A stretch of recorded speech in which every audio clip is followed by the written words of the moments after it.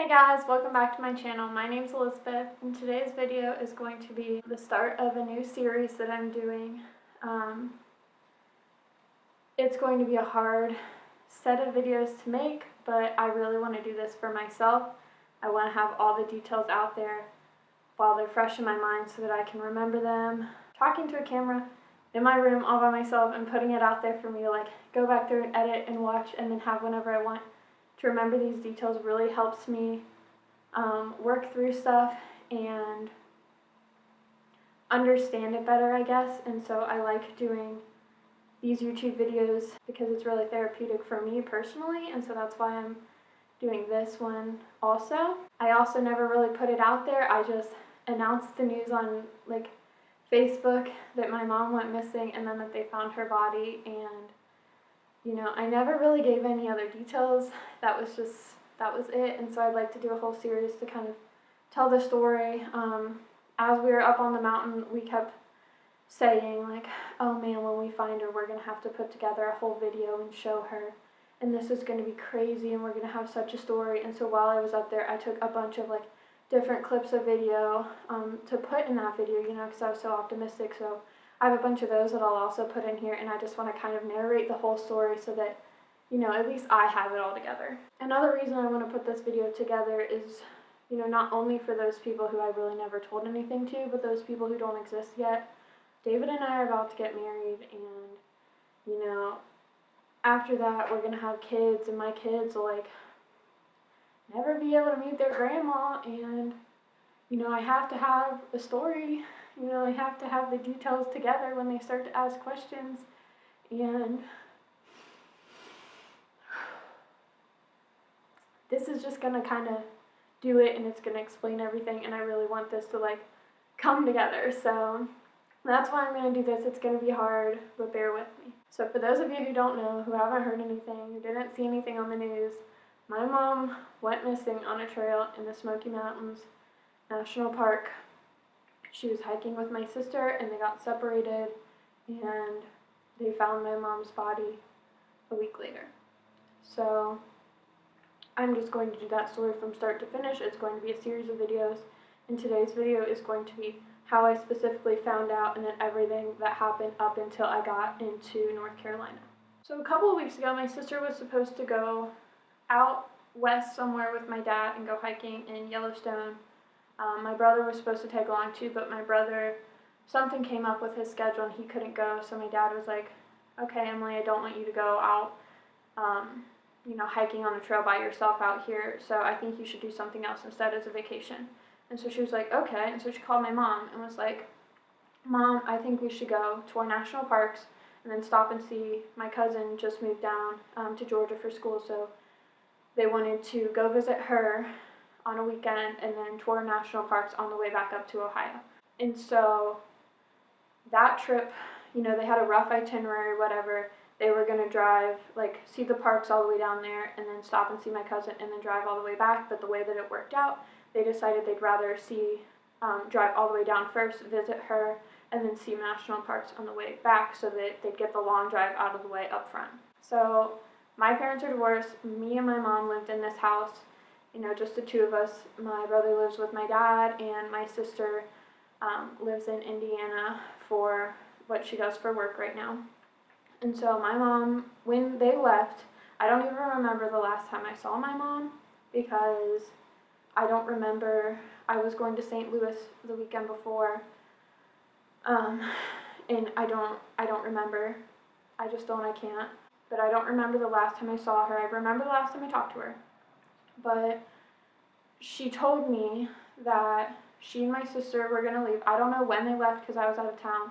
They didn't give me an itinerary. They didn't tell me where they were going. They didn't tell me, the plan. I'm a planner. That drives me nuts when people don't do that. But I was like, you know what? They just have such free hearts. And they're going out there whatever. I won't worry about it. Nothing bad will happen, right? So they take off. They're gone. By the time I get back, it's late Sunday night. I hadn't heard from my mom or sister that day, but it was fine. Monday comes along. I talked to my mom on the phone. I remember I was coming up the basement stairs, and I was on the phone with her, and I was like, all right, I'll talk to you later. I love you. And then hung up the phone. I was coming up the stairs, and I distinctly remember that because I had feelings going off in my like heart that like something was gonna happen. But I feel like I have those all the time, and I can't ever take them seriously because 9 times out of 10 they don't like pan out into anything. But Tuesday rolls around, and I hadn't heard from my mom or sister at all. And my fiance David came over, and we were about to go to bed. And as I kept getting stuff ready to go to bed, I kept saying, "It's weird that like I haven't heard from him all day today. It's so weird. I know something happened. Something had to happen." And he was like, "Well, if you don't hear anything by Friday, something really happened." And I'm like, I only need to go a day without talking to them. I know something happened. But I was like, you know what? Maybe they just don't have service. Maybe their phones are dead. Who knows? I don't know. I don't know. And I put my phone down to go to bed. And I was like, okay, well, if I still don't hear from them by tomorrow night, like, maybe I'll call authorities or something.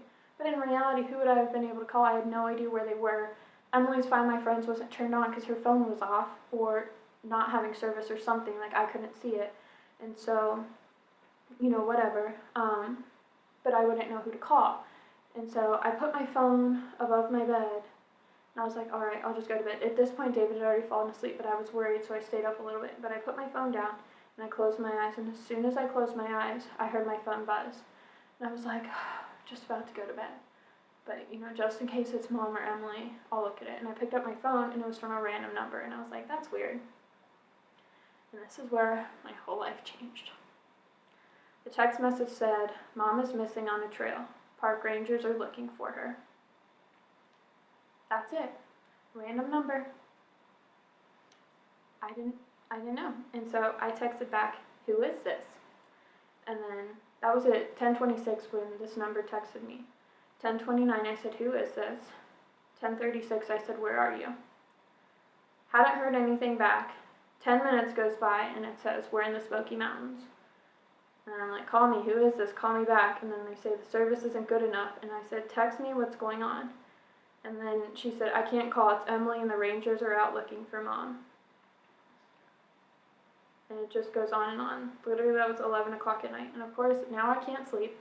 I have no idea what's going on. She's using this stranger's phone. As the night goes on, literally texts are going through the whole night. She's talking about, what she thinks happened to my mom. These are horrible. This was the worst day. The worst day of the whole process was this night.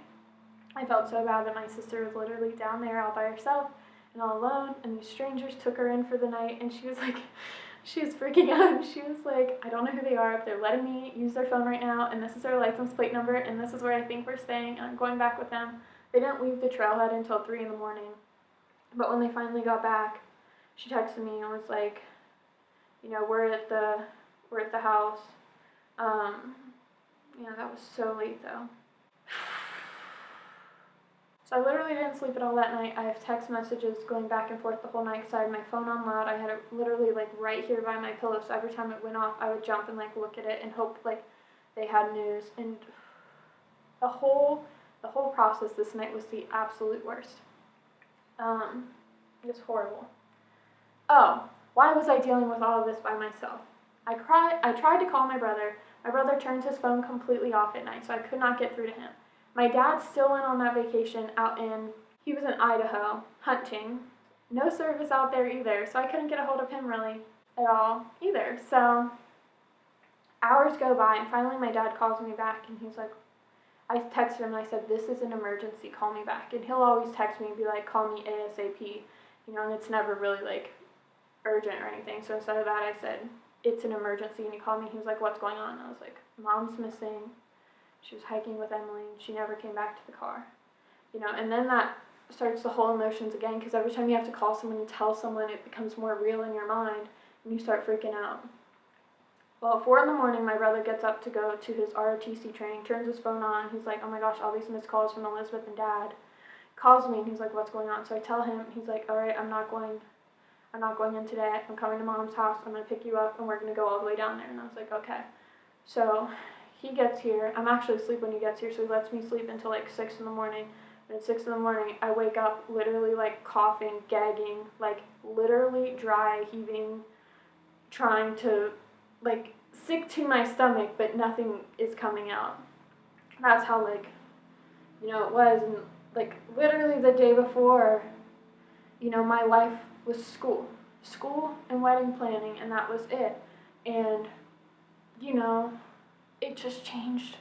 Just like that, just so soon, it just changed. And I woke up and I was messaging all of my professors, messaging my classmates and being like, hey, I won't be at school today or tomorrow, but I hope to be back by Friday, you know, like thinking, oh yeah, we'll go find her, like hopefully this will be okay. And, you know, what can you do at that point? So David goes to work Wednesday, and Elliot and I start heading down to Gatlinburg. We don't have an exact address. Emily can't.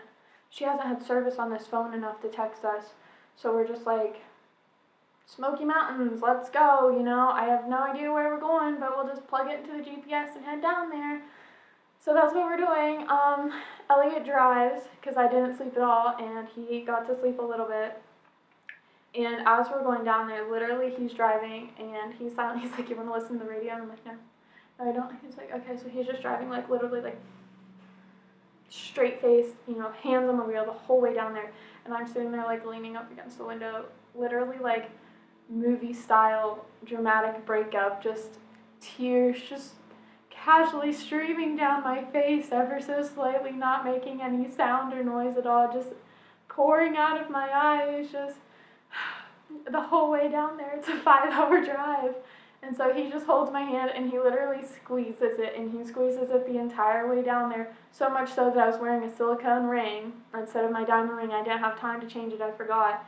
And I had imprints of the silicone ring all around my fingers. So, yeah. But anyway, as we're going down there, my dad calls one of my cousins who lives in Knoxville, and he's like, hey, will you go meet Emily? She's all by herself. And at this point, they had taken her from the trailhead to the ranger station. It had been pouring down rain and super foggy for a couple days at that point, and she'd just been standing out in the rain the whole time. And so they took her to like a visitor center or something like that. And so anyway, my cousin calls me and tells me he's going to go meet Emily, and I'm like, all right, perfect. And then I'm sitting there thinking, I'm like, okay, my parents are divorced. I know I said that already, but just to reiterate, they're divorced, and my cousin on my dad's side had been notified. Everyone on my dad's side seemed to know what was going on, and it just hit me. I was like, oh my gosh, no one on mom's side knows what's happening yet. I have to call some people. And I looked at Elliot and I was like, Elliot, should I call Sandy, who's my mom's sister? And he was like, no, don't call anyone. So I was like, okay. And then eventually someone else on my dad's side called me and like asked for an update or something, and I was like, Elliot, I need to call Sandy. And so he's like, fine, call Sandy. And so I called her. Well, at first she didn't answer her call and she didn't text me back. So I texted her again and I was like, this is an emergency, I need you to call me. And so she was like, okay, got on the phone. I was like, my mom went missing on a trail. And you know, then it's the whole emotional roller coaster again. And I'm like, I don't know what to tell you. I have zero details. I haven't talked to Emily at all. But she's like, okay. And she hangs up the phone, and then she calls my uncle, and he calls me, and he's like, I'm loading up the kids. We're all headed down. I have, you know, this and this and this, and as soon as we get in the car, we'll be down there. We're not in the car yet, but as soon as we are, we'll be down there. And I was like, I don't think we're going to be searching, and I hope this isn't as big of a thing as, you know, we want to make it, but like, you know. And then I call my other aunt, who's my mom's other sister, and she's like, all right, Liz, as soon as I find a reliable car, I'll be down there. And I was like, I don't know why everyone's coming, because like at this point it hadn't like hit me. Like I thought, like, I don't know what I was thinking. I guess I just thought like it was so in my mind. I was like, oh my gosh, if she literally was out there all night, like, I don't know what I'm thinking. I had no idea what the terrain looked like. I had no idea what anything looked like, and I was convinced that she'd like fainted and fallen off a cliff or something and then eaten by a bear. Like, in my mind, that's what I'm like thinking. I can't get anything out of my head. I'm like, I don't know what we're gonna do. And so then I get on the phone with my grandma, and this is why I didn't want to call anyone at first. It's because I wanted to call my grandma, or I didn't want my grandma to know. I didn't want to worry her. I didn't want to make it a big deal. But, you know, I was like, as all my aunts are finding out, I know she's gonna know. So I called her, and like, she like, I want to describe it as like wailing on the phone, like so distressed, and I felt horrible telling her. But of course, like, you have to tell them the news, and then you can't even say anything to make it better. So, I don't know. But anyway, I didn't know that my grandma does tarot card readings, and so she went down to the basement to start doing those. You know, go see what's in the cards, and she kept like calling and saying, "There's not a death card yet. She's okay. She's okay." And of course, we're all like, "Okay, okay." You know, we need that positive hope. But I don't know. All right, and so Elliot and I drive this whole time, and we finally get down to the park, and we get to the visitor center. It's rainy and it's foggy, and you know, I don't know where we're going. It's a brand new visitor center, and it has like a few different buildings, and I'm like, I don't know where I'm going. And so I call my cousin, and he's like, "Hey, I'll step outside right now." And I was like, "Okay." He steps outside of the building and like waves us over so we can, you know, come see Emily. And Emily steps out of the building, and he's like, "There's your sister." And literally, like, she runs to me and I run to her, and we just like hug each other and just like burst into tears. And it was crazy. Like, you don't know what to say. Like, obviously, none of this was Emily's fault. Everyone thinks this is her fault. She wasn't supposed to have the time off work, and her boss gave it to her the Friday before because he felt bad telling her no. And so he called us and said, "Oh, I'm so sorry, it's all my fault." And then Emily thought it was all her fault. And then a member of the search team thought it was all his fault. And like, it's no one's fault. Obviously, like, you guys will see at the end of this whole story that literally every single thing that shouldn't have happened, like weather-wise, what she had been eating, her diet, you know, what she was wearing, everything. If anything would have been different, it would have turned out different, but it didn't. So, like, obviously it was supposed to happen, but, like, at that point, not knowing anything, like, poor Emily was so scared, and, you know, I don't know what to say as her older sister except for hug her, you know, and at that moment, that's all we could do.